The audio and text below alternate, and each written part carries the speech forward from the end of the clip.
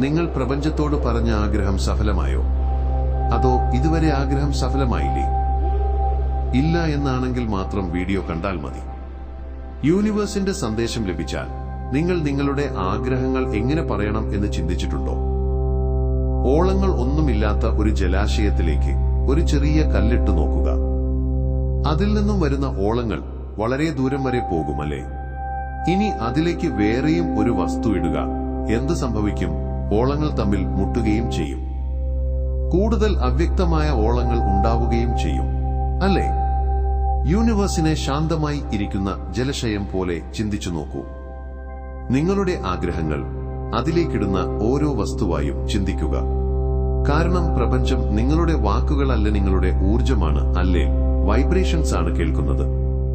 നിങ്ങൾ പുറത്ത് വിജയം വേണമെന്ന് പറയുന്നു, പക്ഷേ ഉള്ളിൽ വിജയമുണ്ടാകുമോ എന്ന് ചിന്തിക്കുന്നു. എങ്ങനെ യൂണിവേഴ്സിനോട് സംസാരിക്കാമെന്ന് മനസ്സിലാക്കാൻ ആഗ്രഹമുണ്ടോ? എങ്കിൽ കമന്റ് ബോക്സിൽ കൊടുത്തിരിക്കുന്ന ലിങ്ക് ഓപ്പൺ ചെയ്തു വീഡിയോ കാണുക. നിങ്ങൾ ഈ പ്രപഞ്ചത്തിന്റെ ഭാഗമായ സൃഷ്ടാവായി സംസാരിക്കുക.